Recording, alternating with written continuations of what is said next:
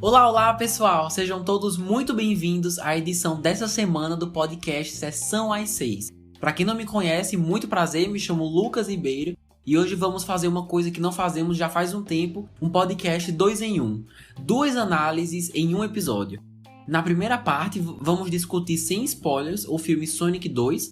O primeiro Sonic foi o tema de um dos primeiros podcasts que já gravei, então dar continuidade a isso é muito legal. Pra quem não escutou, vou deixar o link na descrição, acho que é um dos 10 primeiros episódios, já faz um tempo. E na segunda parte, meus amigos, vamos discutir uma série maravilhosa que ficou sumida por um bom tempo, mas que finalmente teve sua segunda temporada lançada. Tô falando de Upload. Também sem spoilers, certo? Vou me basear só no que já foi revelado nos trailers e nas sinopses, beleza? E se vocês escutarem até o final, vão ver que essas duas produções têm bem mais em comum do que a gente espera. E se quiserem ficar por dentro do que vem por aí, das próximas edições, só procurar o @Sessão às 6 no Instagram ou nas principais plataformas de música. Tô falando do Deezer, Spotify, Apple Podcasts e por aí vai. Então, agora que os recados já estão dados, vamos começar a primeira parte com Sonic 2. Espero que gostem. A sinopse é a seguinte: o Dr. Robotnik retorna à procura de uma esmeralda mística que tem o poder de destruir civilizações. Para detê-lo, Sonic se une a seu parceiro, Tails, e parte em uma jornada para encontrar a joia antes que ela caia em mãos erradas. É dirigido por Jeff Fowler, que é o mesmo diretor do primeiro Sonic, e claro, é baseado na franquia de jogos de mesmo nome, da desenvolvedora Sega, é Sega que chama? Acho que sim. E que também tem forte participação aí nessa sequência. Olha, acho que todos podemos concordar que só pelo trailer não dava para ter dúvidas que ia ser super brega, né? E assim, eu falo isso com todo o respeito do mundo. Mas olha só esse plot, uma corrida do bem contra o mal pelo tesouro mais precioso de todos, que muita gente nem sabia que existia, aqui no caso uma esmeralda, né, capaz de realizar todos os desejos de quem o possuir. Mas aí é que tá, o primeiro filme meio que já era meio brega, né, mas na minha opinião, eles super conseguiram fazer funcionar. No caso, o primeiro filme, porque tem boas piadas, performances muito bem-vindas, como a do Jim Carrey, que inclusive foi o motivo de muita gente ir assistir, né, conferir o seu retorno.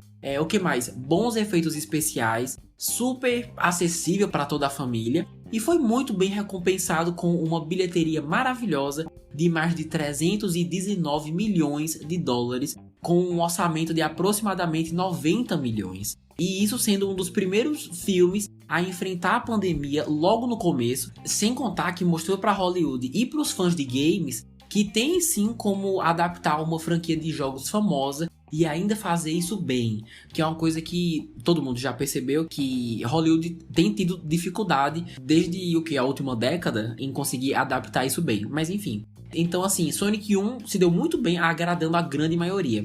E essa sequência, chegando 2 anos depois, será que conseguiram repetir a fórmula? Vamos seguindo pro roteiro. Como falei, o primeiro se esforça bastante para entreter a família toda. Já esse é bem mais direcionado para o público mais novo, bem mais novo na verdade, e a gente percebe isso por alguns fatores. Por exemplo, pelos personagens que a história decide passar mais tempo, no caso Sonic, Tails e Knuckles, né? Todos são computação gráfica. O que mais? As mensagens passadas, como a importância da amizade, da família, do trabalho em grupo. As piadas também, dá pra perceber a diferença. Pra mim, várias não funcionaram. E as atuações também estão bem mais ligadas no 220, assim. Na verdade, é uma em especial, falo mais disso daqui a pouco. Mas apesar de se esforçar para manter a mesma audiência do filme anterior, todos esses aspectos juntos deixam mais do que claro que o foco da vez são as crianças. E eu realmente acredito que são elas que devem aproveitar mais. Ah, Lucas, mas eu tenho 30 anos e amei. Claro que não é uma regra, né? Mas eu prevejo muito mais crianças saindo satisfeitas da sala de cinema do que adultos. Pessoalmente, a história demorou muito para me segurar ali, para me manter investido. Acho que a primeira meia hora foi a mais difícil para mim, assim, com exceção de alguns pontos, sabe?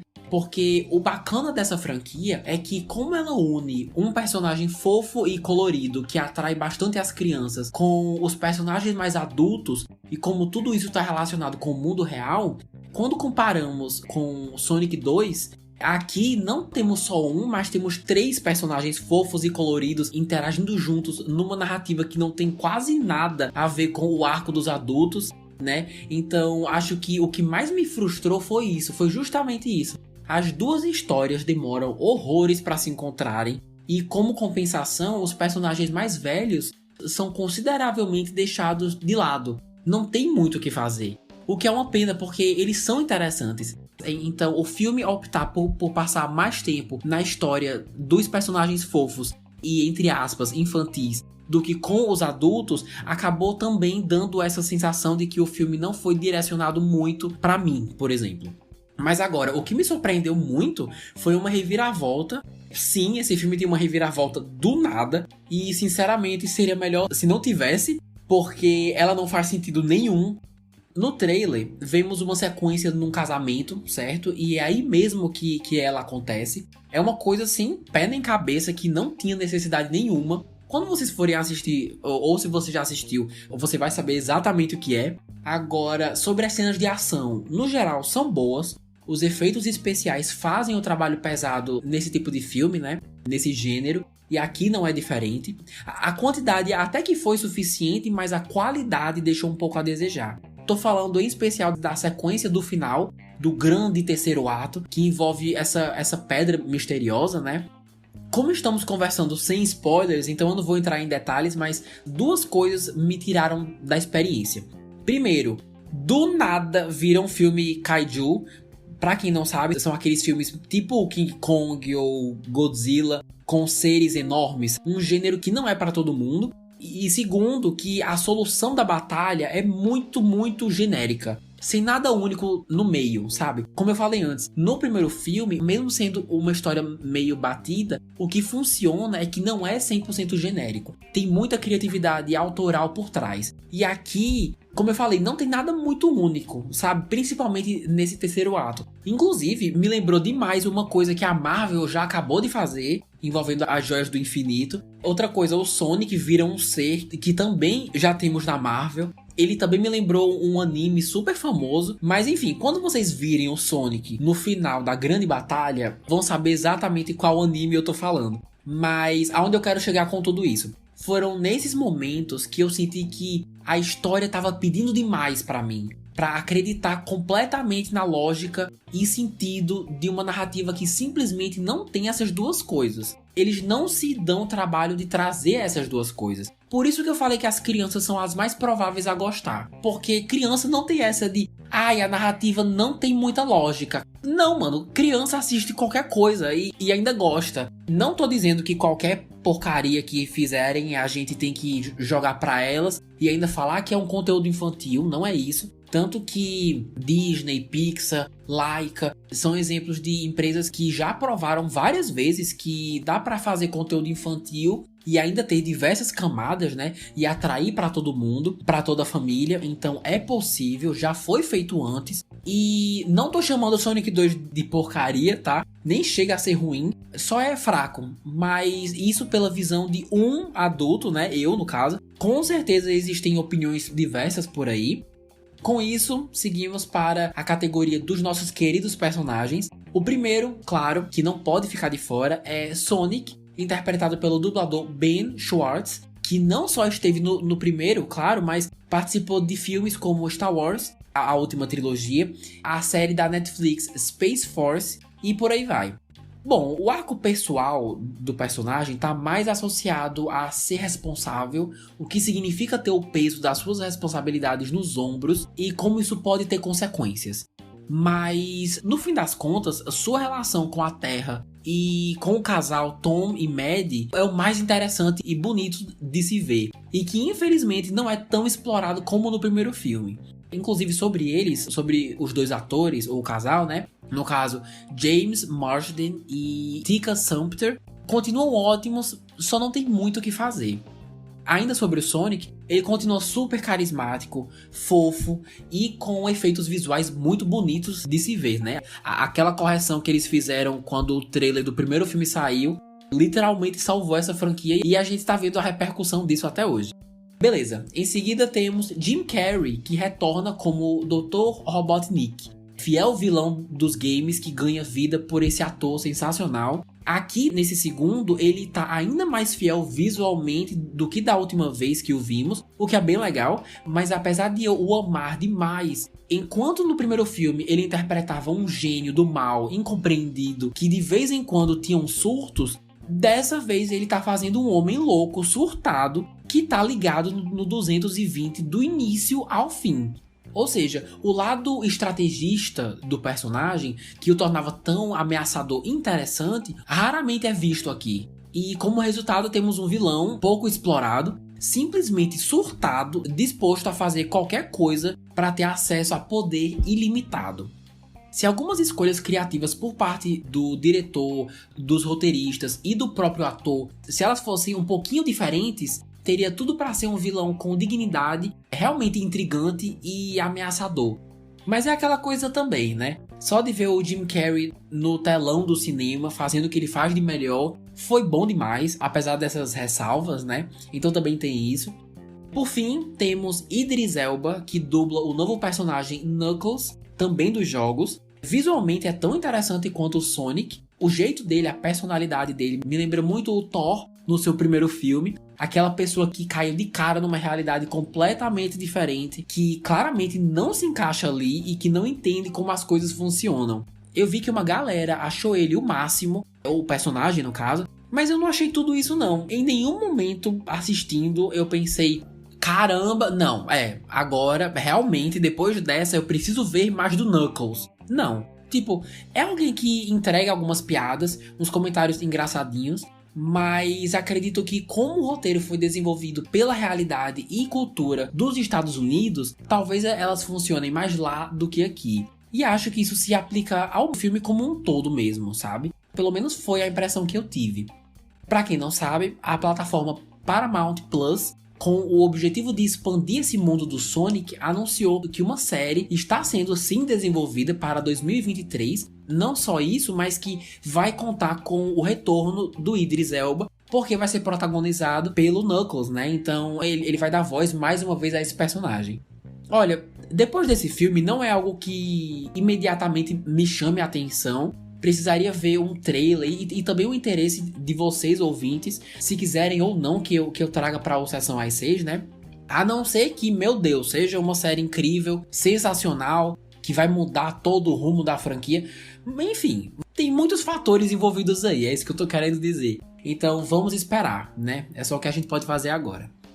Certo, dando continuidade com a bilheteria e orçamento, de acordo com os sites Wikipedia e Box Office Mojo, o filme custou aproximadamente entre 90 e 110 milhões de dólares. Um investimento maior em comparação ao primeiro, né? E que até o momento, porque ainda está em cartaz em alguns países, arrecadou mais de 380 milhões de dólares. Ou seja, a bilheteria conseguiu ser ainda superior à do primeiro. Para uma sequência, né, para uma continuação é ótimo. É uma excelente notícia para os fãs. E por falar em notícia, a Paramount também confirmou que um terceiro filme também está em desenvolvimento. Então nos próximos anos veremos Sonic 3, olha só.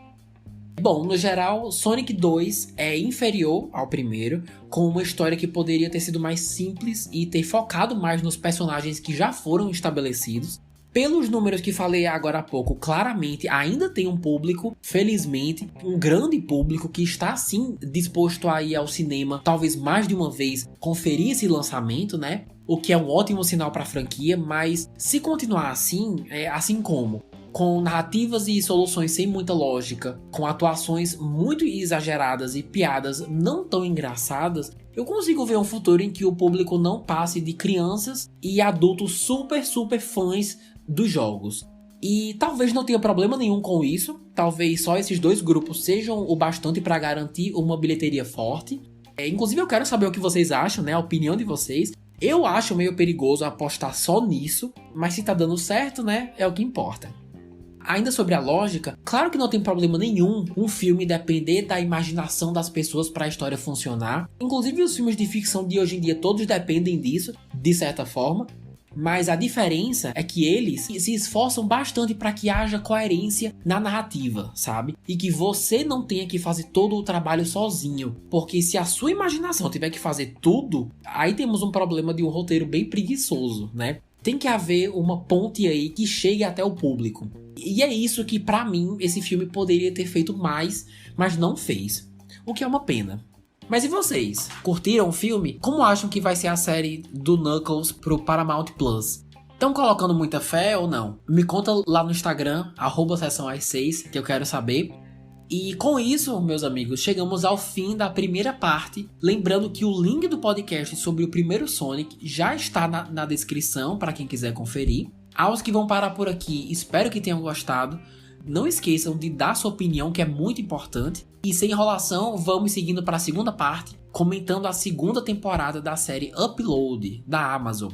Também sem spoilers, tá? Pra quem não sabe, já discutimos sua primeira temporada aqui no Sessão às 6. É isso, bora começar.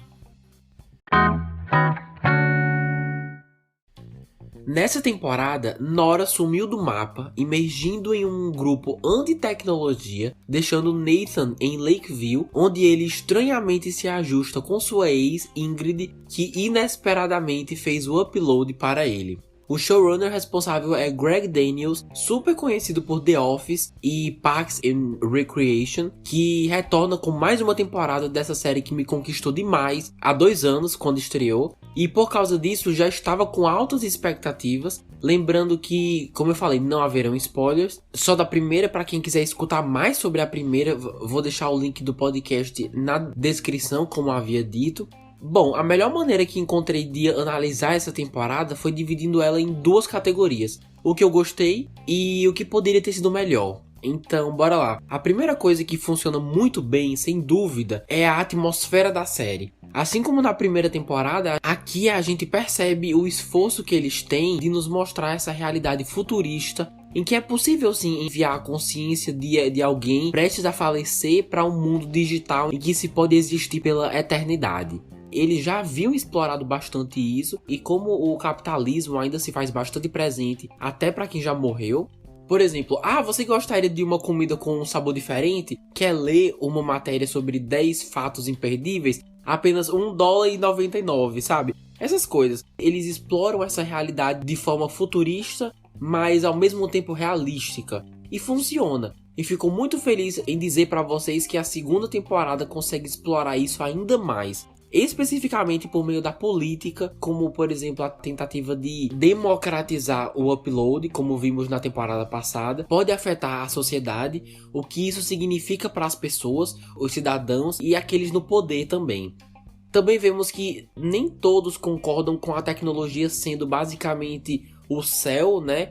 Como isso vai contra a ideia e a crença de muita gente. A mitologia da série no geral é bem explorada, o que no fim das contas eu acho bem divertido, explorar como tudo funciona, sabe? Os meios de transporte, a ideia, a concepção de morte, até as coisas pequenas como você usar uma impressora 3D para fazer alimentos e bebidas, sabe? Eu acho o máximo.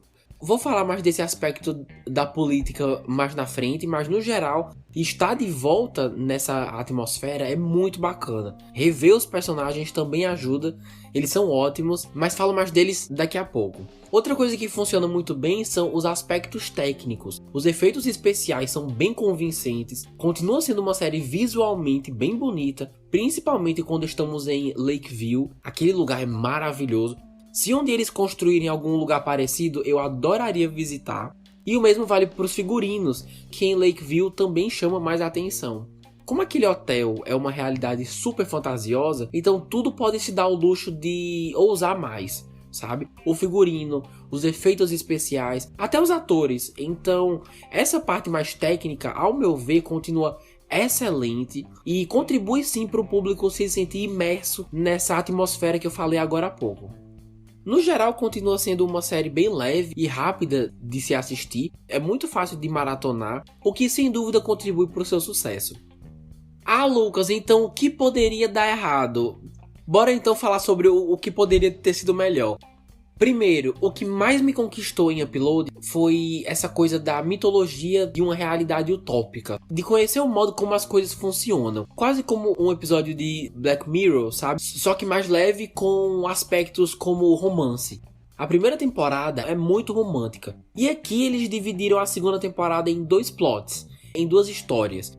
Temos o assassinato do Nathan, né, que já estava sendo explorado antes, e a introdução dos Luditas, que são uma comunidade anti-tecnologia, anti-upload, que condenam por não ser algo natural, e sim a intervenção do ser humano.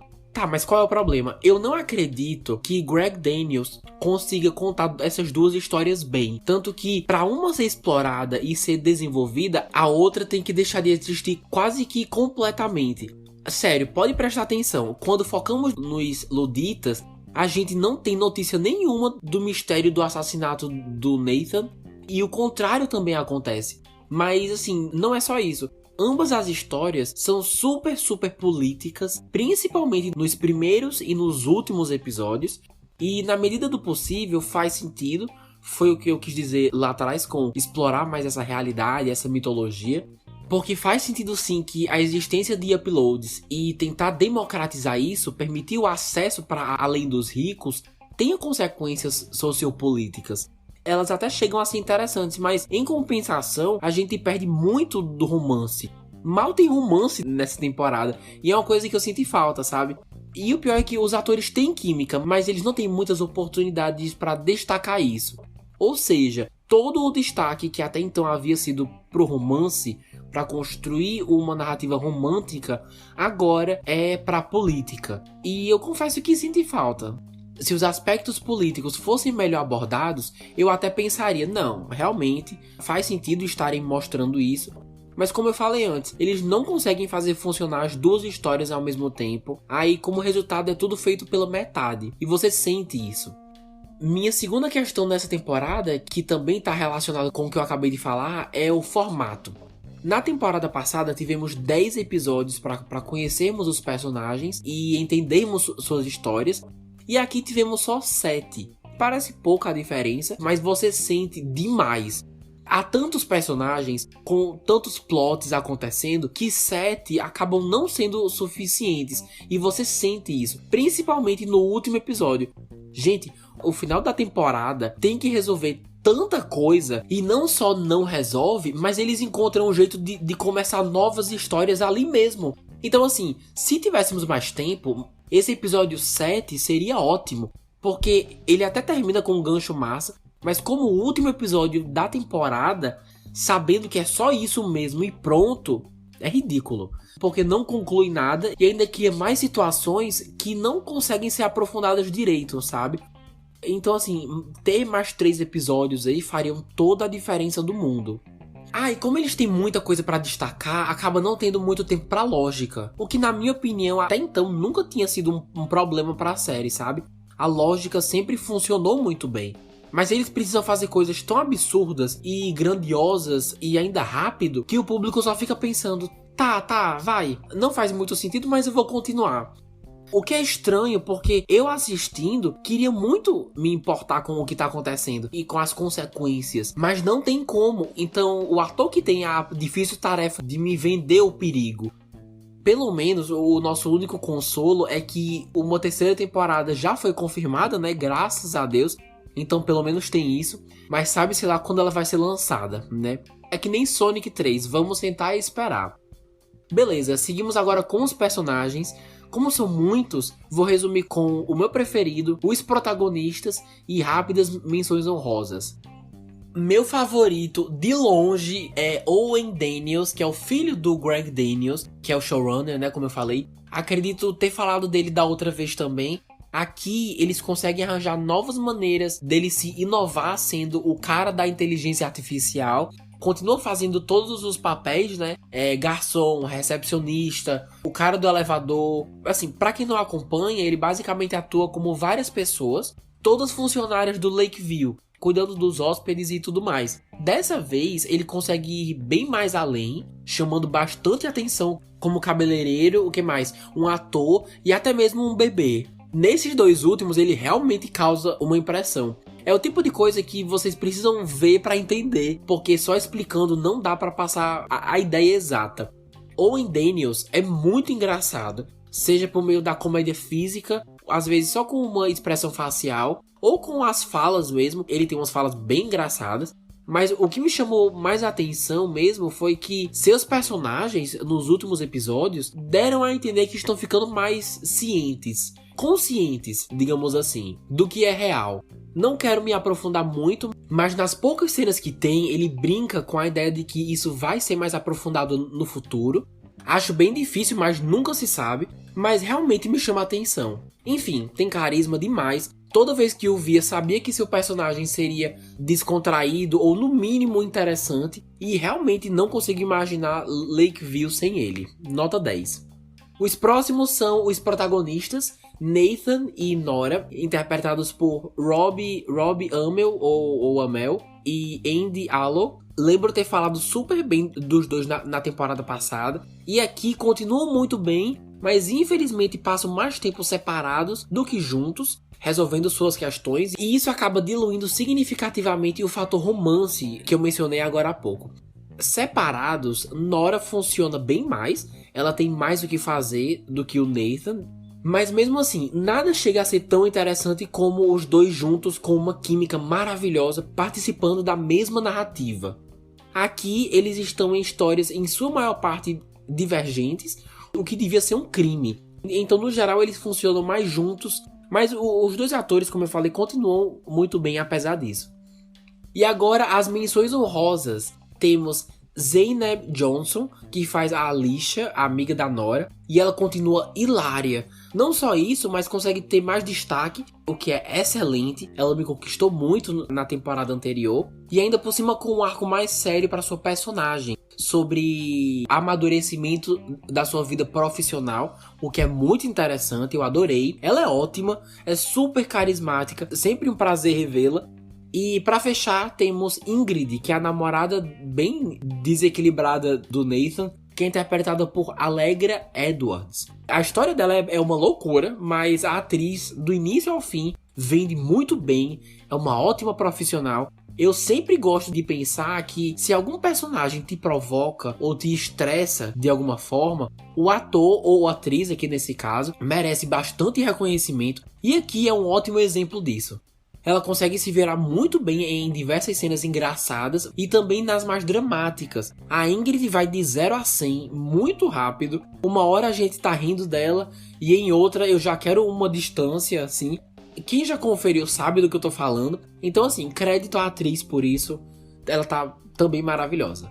Bom, a segunda temporada de Upload, como eu falei, tem apenas 7 episódios, variando entre 27 e 39 minutos, e já foi renovada para uma terceira temporada sim, mas sem previsão de estreia. Mas é isso, a quem interessar, já está disponível na plataforma Amazon Prime. Olha, no geral, a segunda temporada de Upload é boa, diverte, mas não chega ao mesmo nível da primeira, porque foca em duas histórias principais super políticas, mas não consegue aprofundar nenhuma tão bem quanto deveria, e como resultado acaba tendo muita coisa para resolver, não resolve e ainda nos deixa com um final super insatisfatório e sem aquela lógica de quando começamos a assistir a série. Recomendo principalmente para quem já conferiu a primeira, né? Ou para aquelas pessoas que se interessam sobre pautas mais sociopolíticas, como democratização da tecnologia, como isso afeta nossas relações e os conflitos de interesses, né? Os votos, porque realmente traz um debate bem interessante nesse sentido. Mas assim, se você não faz parte de nenhum desses grupos, dá uma chance pelo menos para a primeira temporada, que vale a pena demais, demais. É um excelente entretenimento e muita gente não conhece, né? Nem tem noção que essa série existe. Então, a essas pessoas, deem uma chance pelo menos para a primeira temporada. É o tipo de série que você termina um episódio e já quer ver o próximo na hora, porque não consegue esperar, sabe? Então fica aí a minha indicação. E com isso, encerramos nossa discussão sobre a série e também chegamos ao fim de mais um podcast maravilhoso. Alguém aí já conferiu Sonic 2? Gostaram mais do que o primeiro? E Upload? Já assistiram? Vão dar uma chance? Me manda mensagem lá no Instagram, @sessãoas6, ou no e-mail podcastsessãoas6@gmail.com. que eu adoro saber suas impressões. Se curtiram esse episódio, há muitos outros já postados e mais ainda vindo toda semana para vocês, disponível nas principais plataformas de música, Spotify, Deezer, Apple Podcasts e por aí vai. Só pesquisar a Sessão às 6. Por favor, divulguem esse podcast para quem já viu Sonic ou quem tá procurando algo para assistir e quer uma indicação de série, que me ajuda demais, beleza? Mas é isso, pessoal. Vou ficando por aqui. Obrigado a todos que escutaram até o final. Me encontro com vocês próxima semana. E é isso. Um grande beijo e até mais.